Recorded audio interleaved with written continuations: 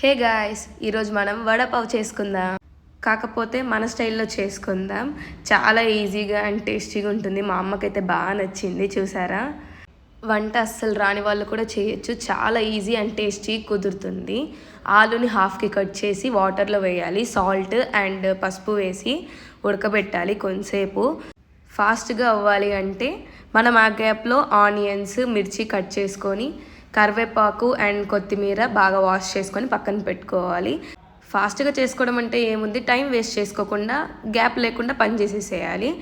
అల్లం వెల్లుల్లి పేస్ట్ కొంతమంది ఇష్టపడరు, బట్ అది వేసుకోవచ్చు, వేసుకోకపోవచ్చు, మన ఇష్టం. ఈ ఆలు అనేది కొంచెం మెత్తగా ఉడకాలి. ఎక్కువ మెత్తగా ఉడికినా పర్లేదు, మరి గట్టిగా ఉండకూడదు.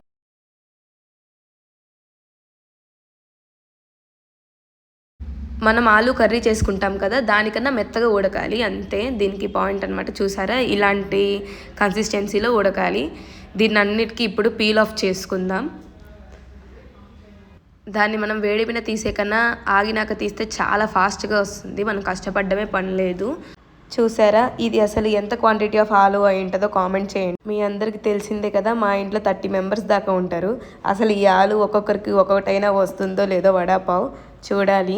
మా అక్క అడిగింది, నీ చేత్తో తినాలని ఉందిరా అని, అందుకని చేస్తున్నాను. సరే, ఆలుని ఇలాగా మెత్తగా మ్యాష్ చేయండి. దీంతోనే కాదు, చేయితో అయినా చేయొచ్చు. నెక్స్ట్ ఇలా ప్యాన్లో ఆయిల్ వేసుకోవాలి. దీనికి కూడా అంతే, సేమ్ మన ప్రాసెసే. తాలింపు వేసుకోవాలి, అదే మన స్టైల్లో ప్రకారం చెప్తున్నా. ఆవాలు అండ్ జీలకర్ర వేసుకోవాలి. ఇవి నాకు నచ్చవు పప్పులు, అందుకే కొన్నే వేస్తున్నాను. ఆవాలు ఎక్కువ వేసుకోవడానికి ట్రై చేయండి, చాలా బాగుంటుంది టేస్ట్.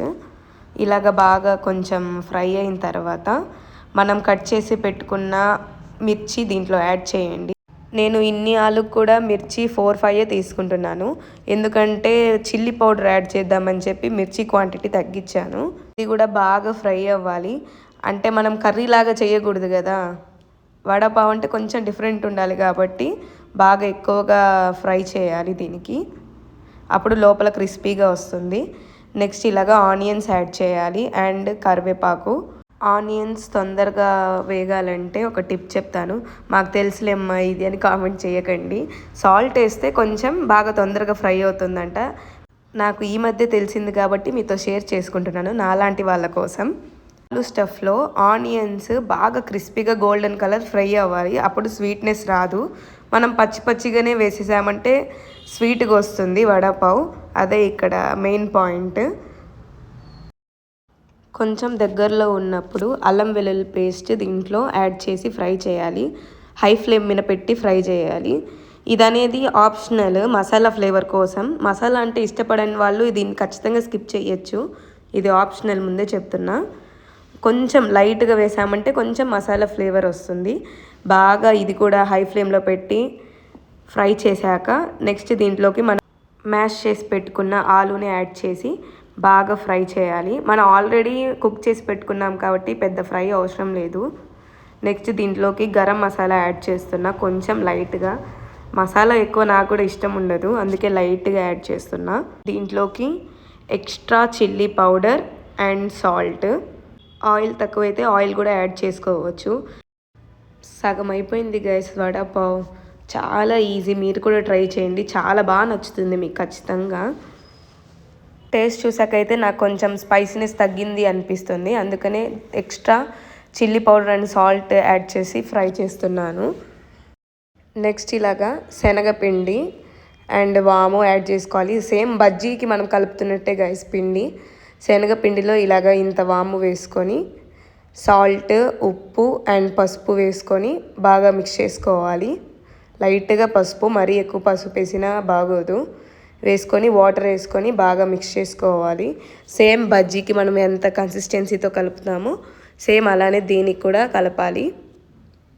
సోడా ఉప్పు వేస్తే బాగా పొంగుతాయి, కానీ నాకు ఇష్టం లేదు సోడా ఉప్పు, సో నేను నార్మల్గానే కలుపుకుంటున్నాను. ఒక 5 to 10 minutes దీన్ని నానబెడితే ఇంకా బెటర్. ఆలు మనం బాయిల్ చేసేటప్పుడు ఈ ప్రాసెస్ కూడా చేసుకొని పెట్టుకుంటే సరిపోతుంది. వడపావులో పైన చల్లుకునే పౌడర్ అంటే నాకు చాలా ఇష్టం. దాన్ని ఇప్పుడు మనం ఎలా తయారు చేయాలో చూద్దాం.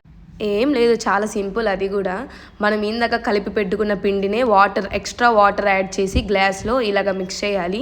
ఫుల్ నీళ్ళగా ఉండాలి గైస్ ఆ పిండి. దాన్ని ఇలాగా నూనెలో వేసుకోవాలి. కేర్ఫుల్. ఇది నిపుణుల పర్యవేక్షణలో జరిగింది. సో నేనైతే చేయలేదు, అంత ప్రాసెస్ నేనే చేశాను గైస్. వదిన నూనె దగ్గర నువ్వు వద్దులే అమ్మా అని చెప్పి వచ్చింది, అందుకనే వదినకి ఇచ్చాను.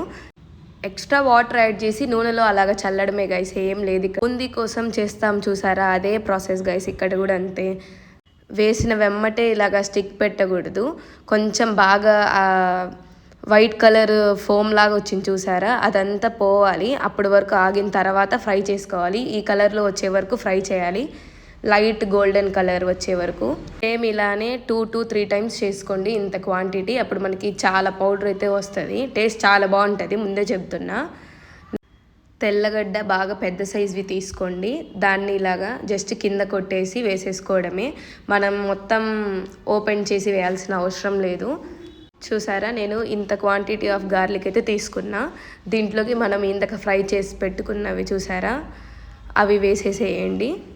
బాగా ఘాటుగా వెల్లుల్లి ఫ్లేవర్ అంటే ఎక్కువ ఇష్టపడే వాళ్ళు ఎక్కువ గార్లిక్ వేసుకోండి, ఏం పర్లేదు.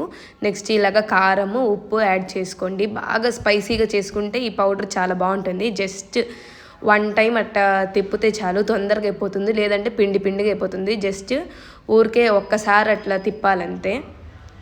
కొంచెం కచ్చా పచ్చగా తీయండి, అప్పుడే బాగుంటుంది టేస్ట్. అక్కడక్కడ గార్లిక్ ఉండిపోయింది, దాన్ని నేను సెకండ్ రౌండ్లో వేసేస్తున్నాను.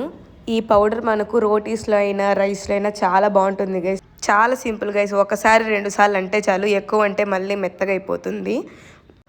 మనకి ఇంట్లో కొంచెం పిండి మిగిలిన మనం వెల్లుల్లి యాడ్ చేసుకొని ఇలా మిక్సీ పట్టామంటే భలే ఉంటుంది గైస్. ఆ టేస్ట్ కూడా రైస్లోకి వెల్లుల్లి కారంలానే ఉంటుంది టేస్ట్. ఇదంతా ఇలాగ మిక్సీ పట్టుకొని ఒకసారి మిక్స్ చేసుకోవాలి. ఫస్ట్ రౌండ్లోది సెకండ్ రౌండ్లోది. మనకు అప్పుడు ఏది తక్కువైతే దాన్ని మళ్ళీ యాడ్ చేసుకోవచ్చు. ఉప్పు కారమైన పైన వేసుకొని మిక్స్ చేసేయచ్చు. నెక్స్ట్ ఇలాగా ఇందాక స్టఫ్ చూపించాం కదా, ఆ స్టఫ్ని ఇలాగా వడలాగా చేసుకోవాలి. మధ్యలో హోల్ పెట్టకూడదు, జస్ట్ ఇలాగ ముంచేసి నూనెలో వేసేసుకోవాలి గైస్, అంతే. బాగా ఫ్రై చేసుకోవాలి. ఇది మంచిగా క్రిస్పీగా కావాలంటే ఎక్కువసేపు ఫ్రై చేసుకోవాలి. బజ్జీ ఏంటంటే జస్ట్ అట్లా వేసి తీస్తాం కదా, ఇదేంటంటే బాగా ఫ్రై చేసుకోవాలి. టడా, రెడీ అయిపోయాయి అన్నీ. మనకి వడాపావ్ బన్ అని చెప్పి సపరేట్గా దొరుకుతుంది, దాంట్లో స్వీట్ తక్కువగా ఉంటుంది, కానీ మనకి ఇక్కడ అవైలబుల్గా లేదు. అందుకనే నేను స్టఫ్లో కారం ఎక్కువ వేయడం వల్ల ఇది మనకు అట్లా సెట్ అయిపోతుంది. ఇందాక చూపించాను కదా, ఆ పౌడర్ దీంట్లో చల్లేసుకొని, ఇది వడాపావ్ స్టఫ్ అనమాట. దానిపైన మళ్ళీ మనం ఎక్స్ట్రా ఇందాక కారం చేసుకున్నాం కదా, అది వేసుకొని తింటే అసలు ఇప్పుడు సాయంత్రం పూట రెయిన్ ఎక్కువ పడుతుంది కాబట్టి ఇది వేడి వేడిగా చేసుకొని తింటే ట్రస్ట్ మీ గైస్, సూపర్ ఉంటుంది గైస్ టేస్ట్. ఖచ్చితంగా మీరు కూడా ట్రై చేయండి.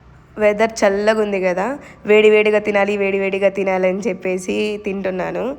ఫుల్ కాలిపోతుంది, కానీ టేస్ట్ అయితే సూపర్ ఉంది గైస్. ఖచ్చితంగా ట్రై చేయండి. చిన్నపిల్లల నుంచి పెద్దవాళ్ళ వరకు అందరికీ నచ్చుతుంది గైస్. ఇద్దండి, నేను మా అమ్మకి ఇస్తున్నాను. ఫస్ట్ నేను ఏదైనా చేసి మా అమ్మకి ఇస్తాను గైస్. మా అమ్మ బాగుంది అంటే అది నేను శివకి ఇస్తాను మార్క్స్ కొట్టేయటానికి. మా అమ్మకైతే బాగా నచ్చింది.